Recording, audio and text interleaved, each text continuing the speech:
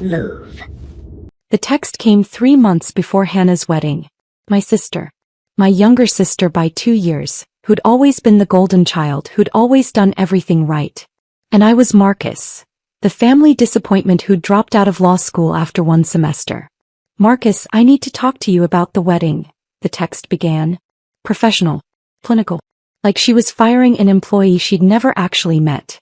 I was sitting in my chambers at the Ninth Circuit Court of Appeals, reviewing briefs for oral arguments scheduled the following week. The mahogany desk, the leather chair, the view of downtown San Francisco. None of it registered. I just stared at my phone. James's family is, well, they're important. His father is Judge Theodore Whitmore. Federal District Court. His mother sits on the boards of the Symphony and the Children's Hospital. This wedding is a significant social event. I could see where this was going. I'd seen it coming for years. I know this is difficult, but I think it's best if you don't attend. Mom and Dad agree. We can't risk you saying something inappropriate or, I don't know, showing up in one of those thrift store suits you wear. James's family is already concerned about our family's background. Our background. We grew up middle class in Sacramento. Dad was an accountant. Mom was a teacher. We weren't wealthy, but we weren't poor. We were comfortable. Normal. But Hannah had always wanted more. She'd gone to Stanford on scholarship, graduated summa cum laude, landed a position at a prestigious law firm in San Francisco. She'd clawed her way into rooms I'd never thought she'd reach. And she'd met James Whitmore III, associate at another firm, son of a federal judge, heir to old San Francisco money. I typed back, "Congratulations on your engagement. I understand. I hope you have a beautiful day." 3 minutes later, Mom called. "Marcus, honey, you know we love you." "I know, Mom. It's just, this is Hannah's day. And James's family. They're very traditional. Very particular. Hannah's worked so hard to fit in with them. We can't have anything jeopardize that." "I understand. Do you? Because I need you to really understand. Judge Whitmore is one of the most respected federal judges in California. His wife, Catherine, is from one of the oldest families in the state. Their circles are, well, they're not used to people who..." She trailed off. "Who dropped out of law school." I finished. "Marcus, you know that's not what I meant." But it was exactly what she meant. It had been 12 years since I'd left Stanford Law after 1 semester. 12 years of being the family embarrassment. The one who'd had a full ride to one of the best law schools in the country and threw it all away. They didn't know why I'd left. I'd never told them. "Hannah asked me to explain the situation," Mom continued. "She doesn't want drama at her wedding. And frankly, neither do your father and I. We've worked very hard to make a good impression on the Whitmore family. We can't have you there in some cheap suit talking about your freelance work or whatever it is you do." Freelance work. That's what I'd told them. Vague consulting. Document review. Research projects. They'd never asked for details. They'd never wanted to know. It was easier for them to believe I was scraping by, barely making ends meet in some tiny apartment in Oakland. "I won't come," I said quietly. "Tell Hannah I understand." "You're such a good brother," Mom said, relief flooding her voice. "This means so much to Hannah. And who knows? Maybe being around James's family will open some doors for your father and me. Judge Whitmore has connections everywhere." After she hung up, I sat in my chambers for a long time. Through the windows I could see the city spreading out below, the financial district, the bay, the Golden Gate Bridge in the distance. My clerk, Jennifer, knocked softly on the door. "Judge Rivera? The Hawthorne brief is ready for your review." "Thank you, Jennifer. Just leave it on the desk." She hesitated. "Are you all right, sir?" I looked up at her. Jennifer was brilliant. Harvard Law, top of her class, clerking for me before she'd move on to clerk for a Supreme Court justice next year. She reminded me of myself at her age. Hungry. Driven. Idealistic. "I'm fine. Family matter." She nodded and left quietly. She knew better than to pry. I'd been appointed to the Ninth Circuit Court of Appeals 3 years ago at 42, one of the youngest appellate judges in the country. Before that, I'd spent 10 years as a federal prosecutor, building cases against white-collar criminals, corrupt officials, organized crime figures. I'd won 98% of my cases. I'd been profiled in legal journals.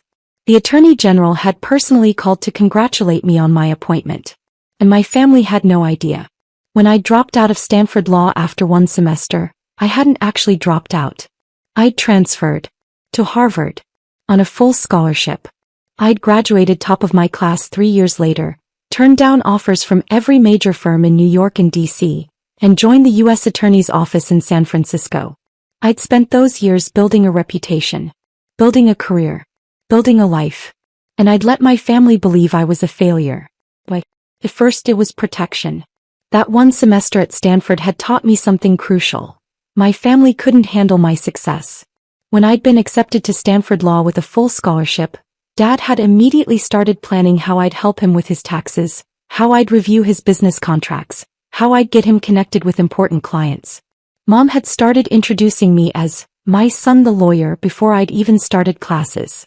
Hannah, still an undergrad at the time, had become cold and competitive, suddenly worried that I'd overshadow her achievements.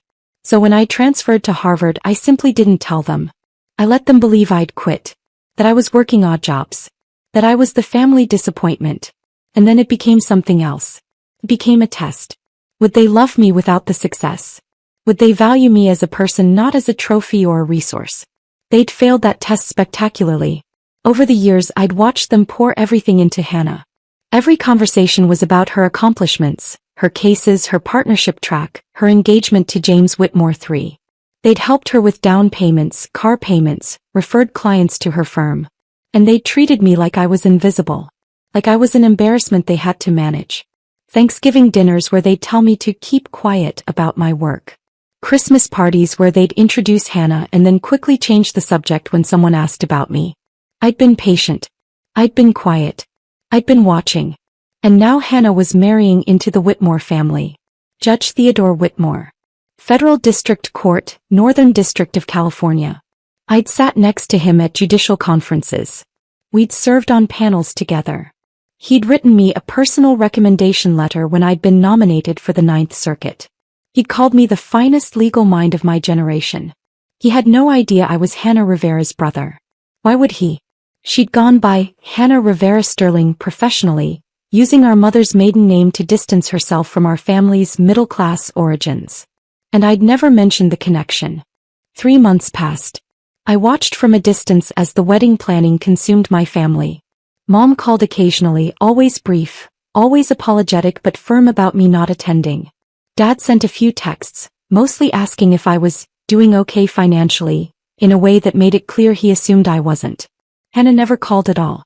The wedding was set for the Whitmore estate in Pacific Heights, one of those old San Francisco mansions that had been in the family since the gold rush. 300 guests. String quartet. 5-course dinner. Coverage in the society pages. I wasn't invited. I'd accepted that. What I hadn't accepted was the call from my colleague 2 weeks before the wedding. "Marcus, this is awkward," Judge Patricia Chin said. She was a fellow Ninth Circuit judge appointed the same year I was. "We'd become friends. But I need to give you a heads up." "About what?" "Theodore Whitmore's son is getting married. James Whitmore III. Big society wedding. Theodore's been talking about it at conferences. Apparently his future daughter-in-law is from a respectable middle-class family, his words, and he's pleased that his son is marrying someone with traditional values." My stomach tightened. "Patricia, what does this have to do with me?" "Theodore invited me to the wedding. Invited half the federal judiciary, actually. It's apparently the social event of the season. And Marcus." She paused. "The bride's name is Hannah Rivera Sterling. Is that your sister?" I closed my eyes. "Yes." "Does she know what you do?" "No." There was a long silence. "Marcus, this is going to come out. Every federal judge in Northern California will be at this wedding. You're one of the most respected jurists on the Ninth Circuit. People know you. Your picture was in the Chronicle last month when you wrote that opinion on environmental law. My family doesn't read the legal sections of newspapers. Your sister works at Morrison and Fisher. They're going to have partners there. Partners who've argued before you. Marcus, someone's going to recognize you." "I'm not going to the wedding, Patricia. I wasn't invited." Another pause. "You weren't invited to your own sister's wedding? It's complicated. Marcus, I've known you for 3 years. You're brilliant, fair, and one of the kindest people I've ever met. And your family doesn't know you're a federal appellate judge. They think I dropped out of law school and work freelance document review. I could almost hear her processing this. Patricia was brilliant. Stanford Law, clerk for Justice Ginsburg, 15 years as a civil rights attorney before her appointment. She'd seen a lot in her career. But this seemed to genuinely shock her. Why? She finally asked. Because I wanted to know if they'd love me without the title. Without the prestige. Without the connections. I laughed, but there was no humor in it. Turns out they don't. I'm sorry, Marcus. Don't be. I've known for years. This just confirms it. So you're really not going? I wasn't invited, Patricia. My mother explicitly told me not to come because I'd embarrass them in front of the Whitmore family. That's... She struggled for words. That's horrible. It is what it is. Theodore talks about you all the time, you know. Rivera's opinion on environmental standing was masterful. Rivera's oral argument skills are unmatched. Rivera's going to be on the Supreme Court someday. He has no idea his son is marrying your sister. And I'm not going to tell him. Marcus, you should come to the wedding. You were invited. I'm inviting you as my +1. You have every right to be there. I thought about it. The confrontation. The revelation. The look on Hannah's face, on my parents' faces when they realized who I was. What I was. It was tempting. God, it was tempting. I'll think about it, I told Patricia. I didn't have to think long. 2 days later, Mom called. Marcus, we need you to do something. What is it, Mom? Hannah needs someone to watch the house during the wedding. You know, make sure no one breaks in, water the plants, that sort of thing. Since you're not doing anything that day anyway. Since I wasn't doing anything. Since I had nothing better to do than be my successful sister's house sitter during her society wedding. We'll pay you, Dad added. He joined the call. $200. That should help with your rent. $200. I made $220,000 a year as a federal judge. I owned a 3-bedroom condo in Russian Hill worth $2.3 million. I had investments, savings, a pension that would pay me for life. And they wanted to pay me $200 to watch Hannah's house. Actually, I said slowly, I won't be available that day. I have a work commitment. Marcus, you can't blow this off, Mom said sharply. This is important. Hannah's counting on you. Hannah told me not to come to her wedding because I'd embarrass her. But now she's counting on me to watch her house. Don't be dramatic. You know what I mean. Your family. This is what family does. Then I'll see you at the wedding. There was a stunned silence.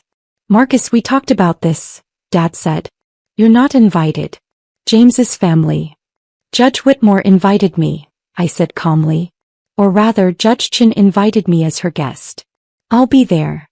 You can't just show up. Hannah's voice cut in. She'd been listening the whole time. Marcus, this is my wedding. My day. You'll ruin everything. How would I ruin it, Hannah? By showing up in some cheap suit, by saying something stupid, by making James's family think we're trash. I supplied quietly. Is that the word you're looking for? I didn't say that. But you thought it. You all thought it. For 12 years you've thought it. Marcus, you dropped out of Stanford Law. Hannah said. You threw away a full scholarship. You work dead-end freelance jobs. You live in some tiny apartment. You drive a car that's 15 years old. What were we supposed to think? My car was indeed 15 years old. A 2011 Toyota Camry. Reliable. Practical. I'd bought it new during my first year as an AUSA and never saw the need to replace it.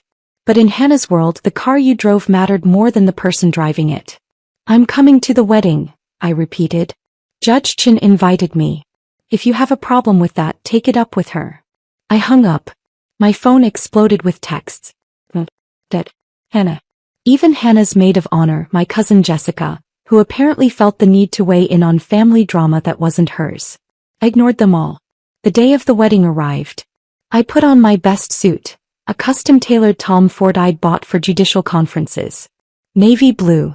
Impeccably fitted. I looked good. I looked exactly like what I was. A successful federal appellate judge at the top of his career. I picked up Patricia in my 15-year-old Camry. She lived in No Valley, not far from my place. You ready for this? She asked as she slid into the passenger seat. Not even a little bit. You could still back out. We could grab dinner somewhere else. I shook my head. No. I've let them control the narrative for 12 years. It's time they knew the truth.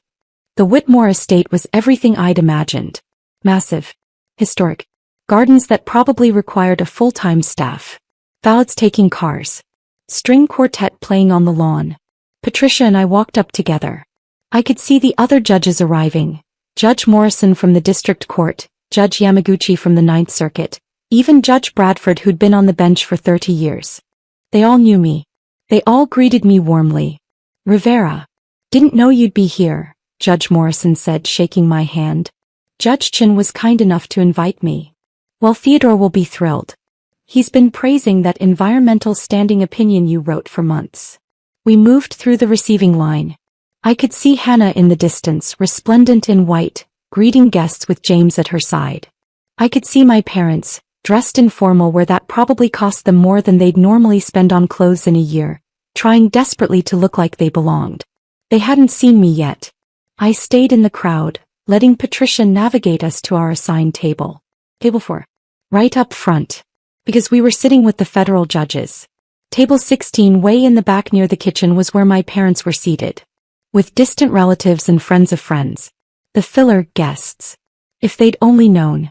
The ceremony was beautiful. I'll give Hannah that. She'd always had exquisite taste. The venue, the flowers, the music. Everything was perfect. James looked proud. Judge Whitmore looked proud. My parents looked nervous, sitting in their distant seats, trying not to draw attention to themselves. And then came the reception. We were seated at our table when I saw Mom's face across the room. She'd spotted me. I watched the confusion, then the shock, then the absolute horror cross her features as she realized I was not only there, but seated at one of the best tables in the house. She whispered urgently to Dad. He turned. His expression mirrored hers. Hannah hadn't seen me yet. She was too busy greeting the important guests at the front tables. The partners from her firm. The politicians. The society figures. The people who mattered. Dinner was served. 5 courses, each more elaborate than the last. The judges at my table were good company.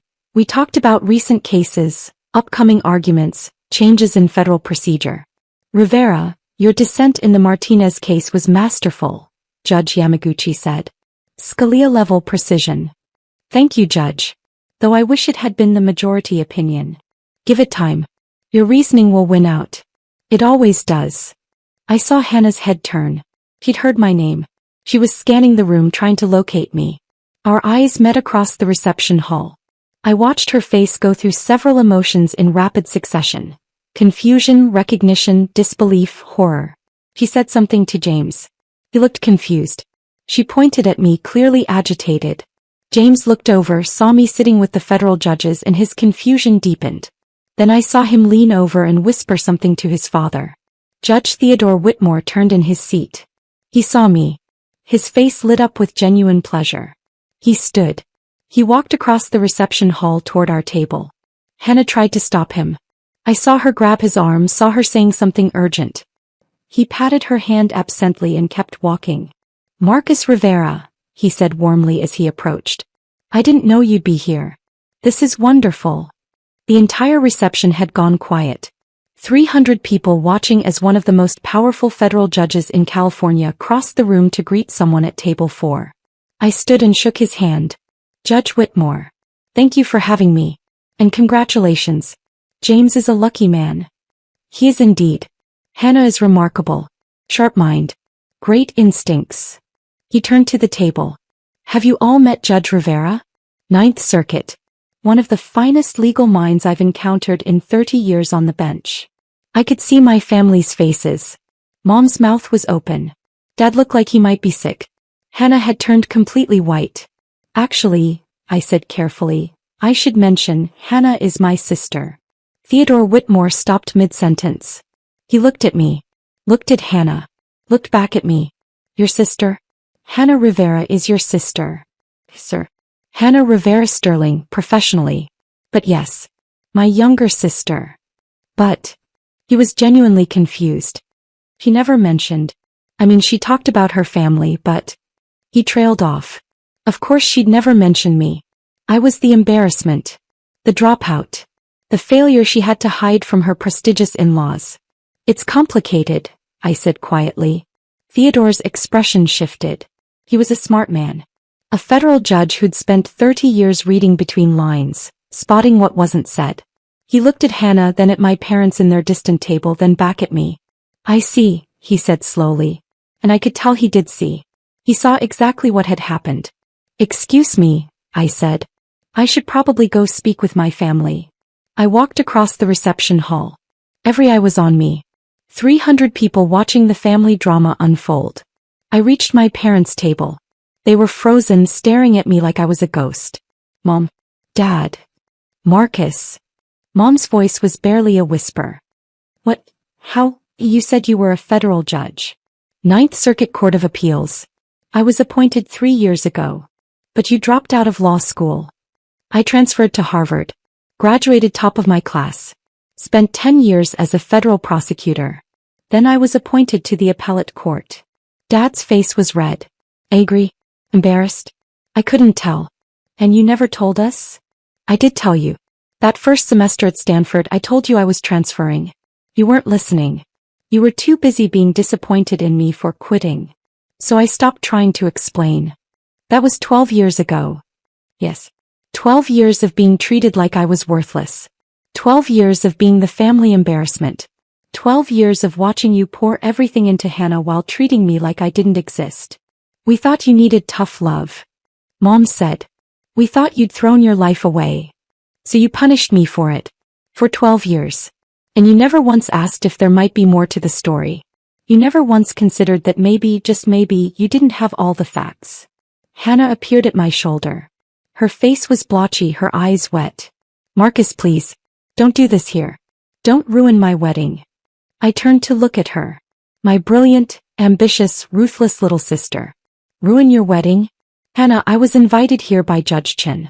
I've been sitting with federal judges having perfectly pleasant conversations about case law and legal procedure. I'm not the one making a scene. You should have told me. You should have told us. Why? So you could use my connections? So you could brag about having a federal judge in the family? So you could leverage my position the same way you're leveraging James's family. She flinched like I'd slapped her. I wanted to know if you'd love me without the title, I said quietly. If you'd value me as a person, as your brother, without the prestige or the connections or the money. And you couldn't. You didn't. You've treated me like garbage for 12 years because you thought I was beneath you. We didn't, Mom started. You told me not to come to my sister's wedding because I'd embarrass you. You offered me $200 to watch Hannah's house like I was the hired help. You've spent 12 years making sure I knew exactly how little I mattered to you. If we'd known, Dad began. If you'd known I was successful, you would have treated me differently. I understand that. But don't you see? That's exactly the problem. Your love, your respect, your attention, it's all conditional. It's all based on what I can do for you, what status I can bring to the family, what doors I can open. Theodore Whitmore had followed me. He stood a few feet away watching. His face was grave. James, he called to his son. Come here, please. James hurried over, confused and worried. Son, did you know Hannah's brother was Judge Marcus Rivera? Ninth Circuit Court of Appeals. James shook his head. She said her brother dropped out of law school. That he did freelance work. She seemed embarrassed to talk about him. Theodore nodded slowly. I see. He turned to Hannah. You were embarrassed by your brother? By one of the most respected federal appellate judges in the country?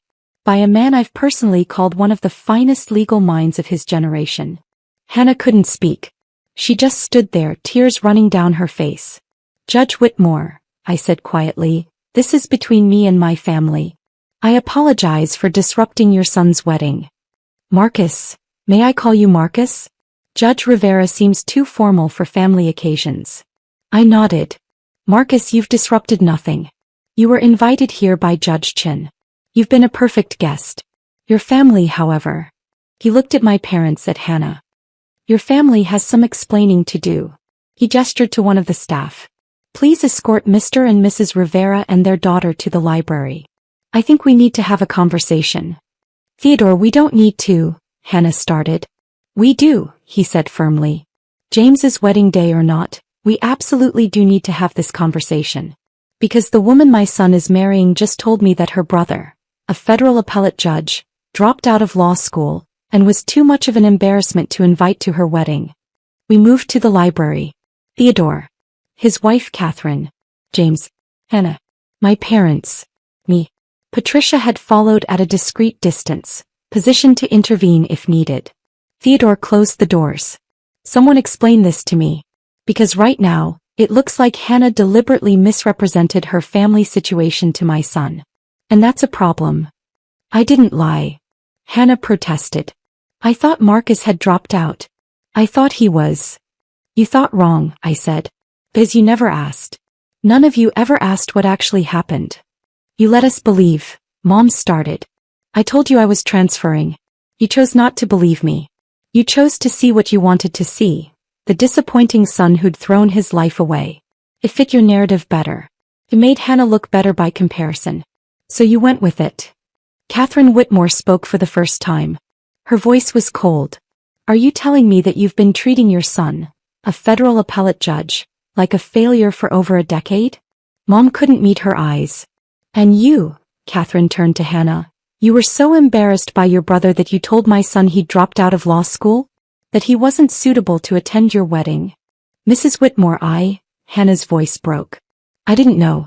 I really didn't know. Did you ask? Catherine's question was sharp. Did you ever, in 12 years, ask your brother what he was actually doing? Silence.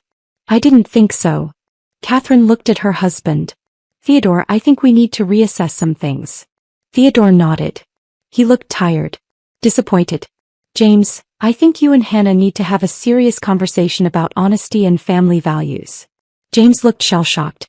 Dad, Not now, son. But soon. These are not the values we raised you with. And they're not the values I expect in my daughter-in-law. He turned to me. Marcus, I owe you an apology. I've sat next to you at conferences. I've praised your work. I've considered you a friend and colleague. And I had no idea you were being treated this way by your own family. You didn't need to know, Judge Whitmore. This isn't your problem. It became my problem when my son married into this family. And it's my problem now because I have a great deal of respect for you, and I'm genuinely angry on your behalf. He looked at my parents. You should be ashamed of yourselves. Dad found his voice. We made a mistake. We see that now. But Marcus, you have to understand. I understand perfectly. You're upset because you just found out I could have opened doors for you. You're upset because you just realized how useful I could have been. You're not upset because you hurt me. You're upset because you missed out on 12 years of connections. The truth of it hung in the air like smoke. Marcus, Mom said desperately, we love you. We've always loved you. No, you haven't.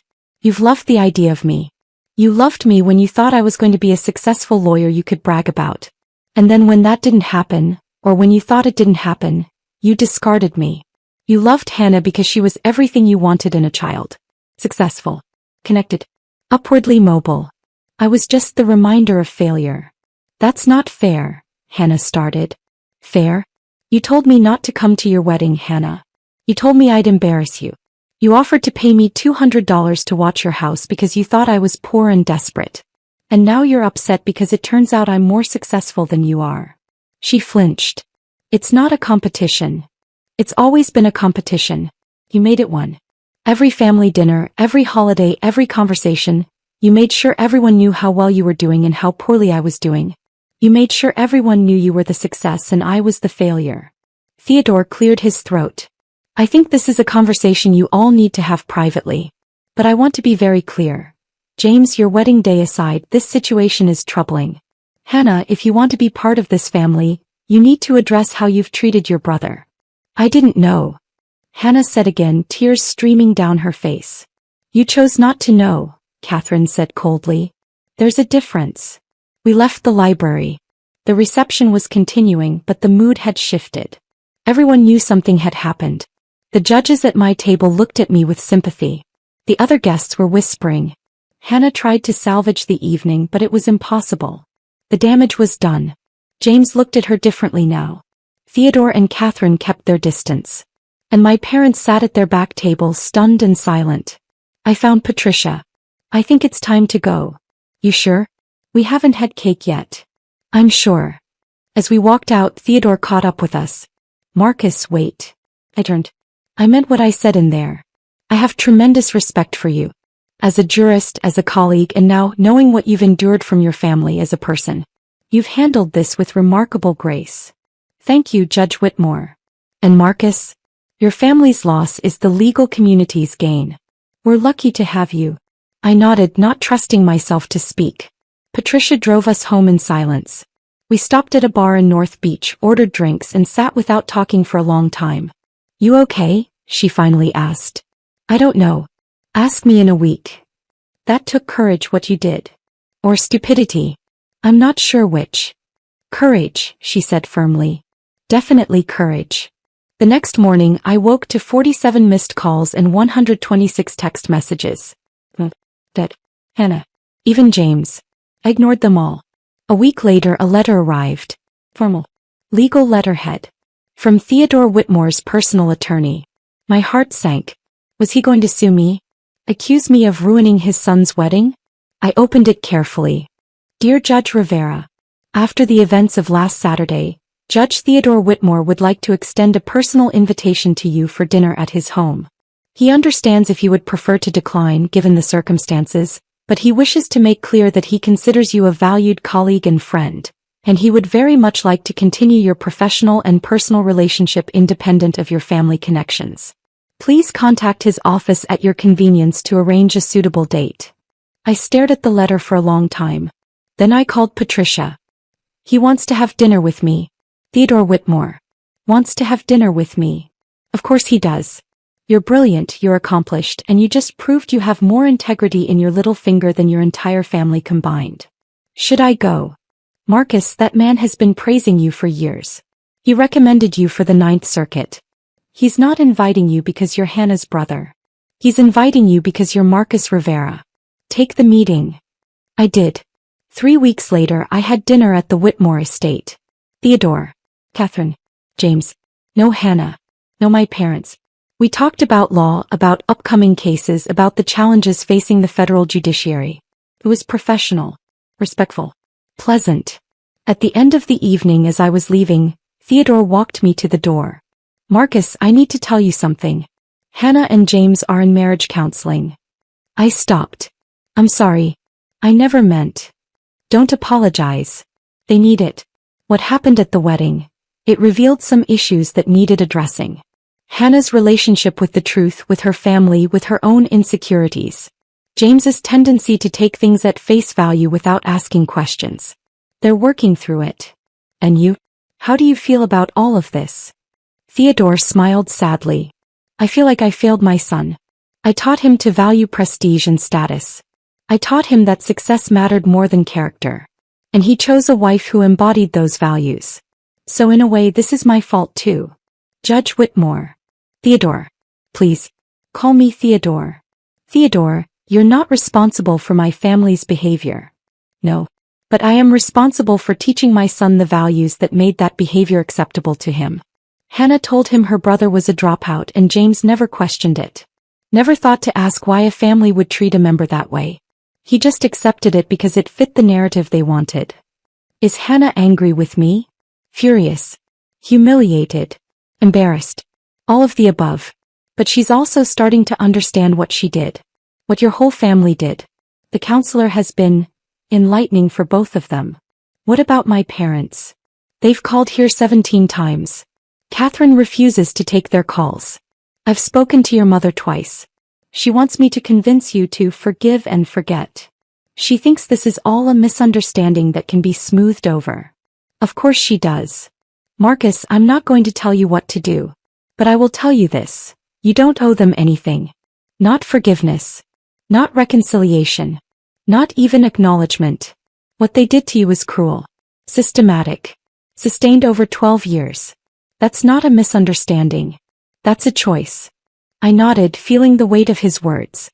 But, he continued, if you do choose to reconcile, do it on your terms. Not theirs. Don't let them rewrite history. Don't let them pretend this was all just a mistake. Make them own what they did. 6 months passed. Hannah and James stayed married, but the relationship was strained. I heard through the grapevine that Hannah had been passed over for partner at her firm. Apparently her managing partner had been at the wedding and witnessed the entire debacle. Reputation mattered in big law and Hannah's had taken a hit. My parents tried everything to get me to talk to them. They showed up at my condo. Security turned them away. They sent letters, I returned them unopened.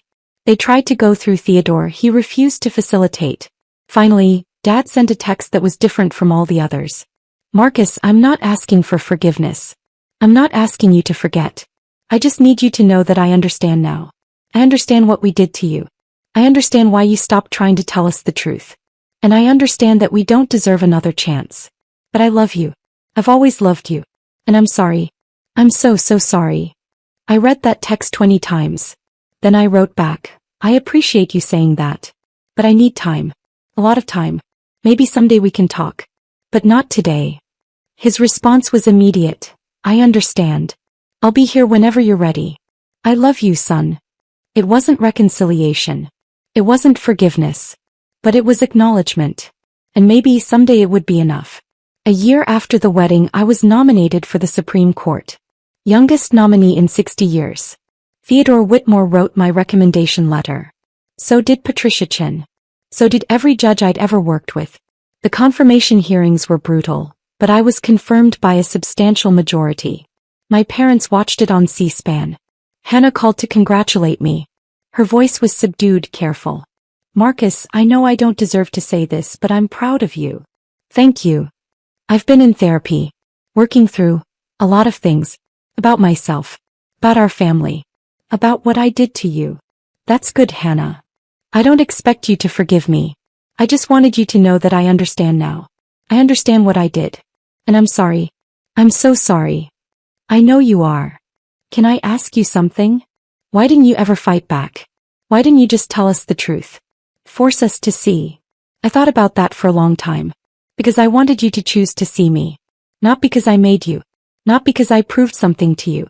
I wanted you to look at me, Marcus, your brother, your son, and decide I was worth knowing. Worth respecting. Worth loving. Even if I had dropped out of law school.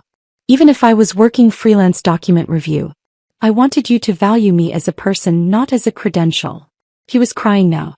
We failed that test, didn't we? Yes. You did. I'm sorry. I know. We hung up. I didn't know if we'd ever have a real relationship again. But at least now she understood what had been broken. What had been lost. I sat in my new Supreme Court office. Larger than my Ninth Circuit chambers with a better view, more history, more weight.